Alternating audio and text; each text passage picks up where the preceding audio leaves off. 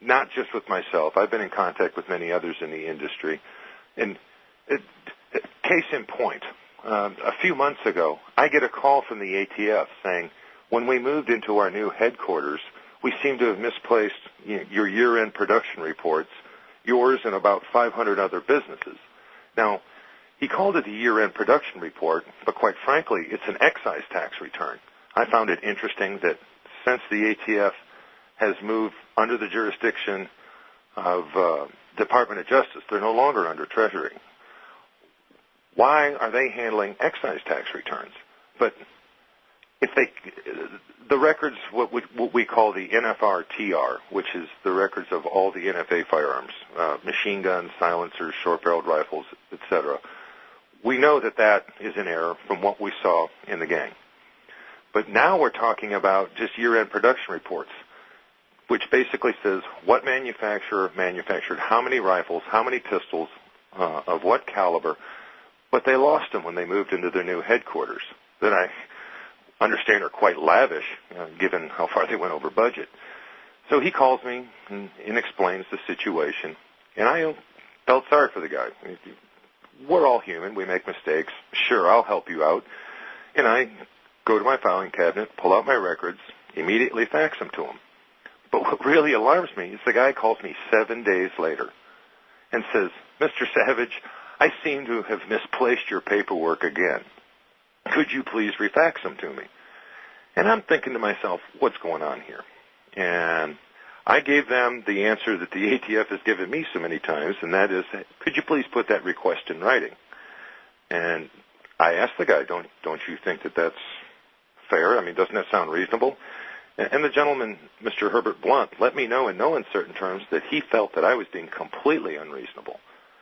I decided to stick to my guns and dig in my heels and say, well, I need it in writing.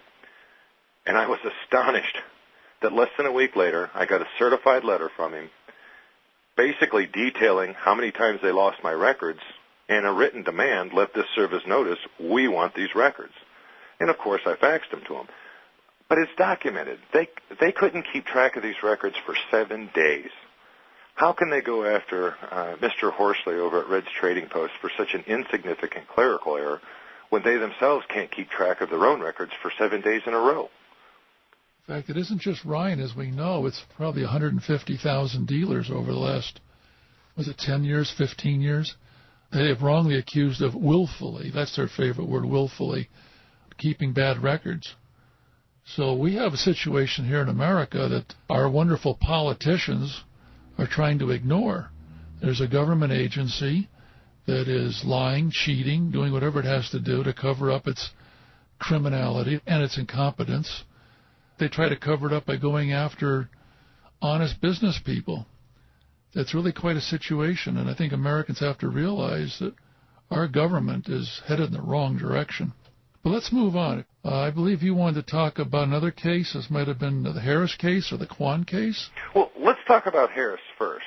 Harris happened in my backyard in Atlanta. Mr. Harris was an individual who was unfortunately injured in an automobile accident of no fault of his own, and had taken a settlement, and one of the things he always wanted was a machine gun.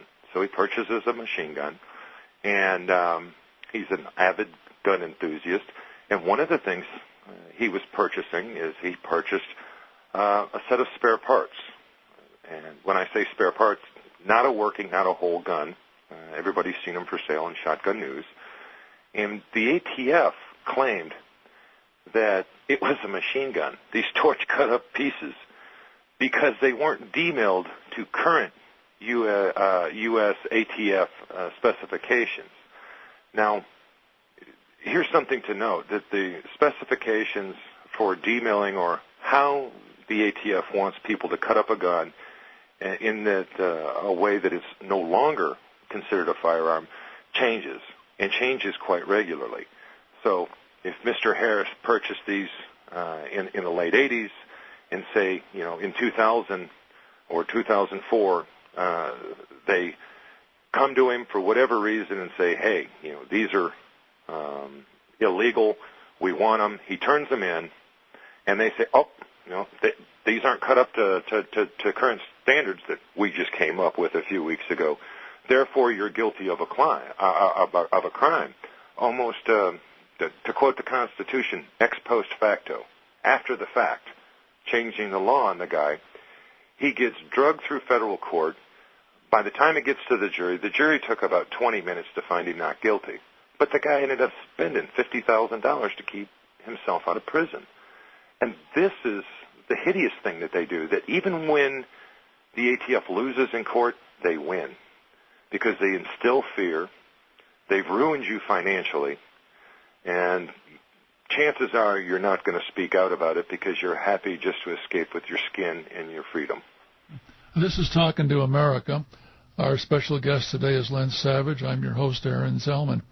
Len, why don't we move on to the next case that you wanted to talk about? That would be U.S. v. Quan. I was a participant in this case back in June. This is just becoming quite the pattern, the legitimacy of the evidence and what the ATF is bringing forth, not only from a record-keeping standpoint, but now let's talk about testing. You and I have talked in the past about the lack of a current testing standard, that the ATF doesn't use a written procedure to test firearms evidence in federal court. Well, in U.S. v. Quan, the ATF actually testified under oath that the rifle that they had seized from Mr. Quan would not function as a machine gun while in Mr. Quan's possession. The ATF then went on to admit that they restored it into a machine gun and they made it into a machine gun. And you've got to ask yourself, where does this end? Well, let me tell you where it ends. They actually testified under oath that any firearm, including a single-shot bolt action, can be manufactured into a machine gun with enough time and effort. And as a gunsmith, I can tell you that's 100% true, that any gun can be turned into a machine gun if you're willing to put forth the effort. But they actually admitted this. And the government went to a great deal of trouble to try to prevent me from testifying in this case. One of the things that was acknowledged under oath is they acknowledged that once a machine gun, always a machine gun, is incorrect. And as a matter of fact, they have a policy to remove firearms from machine gun status. I know this is fact because I've experienced it as a manufacturer. And here's something of note. The rifle in question in Mr. Quan's case was an M14 semi-automatic. And in Congress, Brad Buckles, the then director of the ATF, actually testified before Congress back in 2003, and it can actually be found in the House Committee on Appropriations, fiscal year 2003, pages 325. And I'm going to quote this man. The ATF recognizes that machine gun receivers may be modified so that they no longer fall within the statutory definition of a machine gun within the NFA. And this is when he was specifically questioned about the M14. So here you go, 2 years prior to them even charging Mr. Quan with the crime, their own director tells Congress, yeah, we acknowledge the fact that these can be changed. Didn't slow them down, didn't stop them. They still charged Mr. Quan. And Mr. Quan, of course, was, financially ruined by going through what he experienced. Now, one of the other things that was found out at this trial is that the acting director of the Firearms Technology Branch actually testified under oath that they have special unwritten policies that are enforced on FFL holders exclusively. Think about that for a minute. They got special unwritten policies that if you're in the business, we're going to apply to you, and that they're so heinous, we're not going to write them down. Remember the name of this fellow? His name was Rick Vasquez. He's now currently the assistant chief over at Firearms Technology Branch. Well, that makes sense. Well, okay. And he said he wouldn't even utter Sterling's name, but this is the man who worked under Sterling Nixon's tutelage and was Mr. Nixon's assistant chief. Do I understand that Sterling Nixon, who wrote the infamous shoestring letter,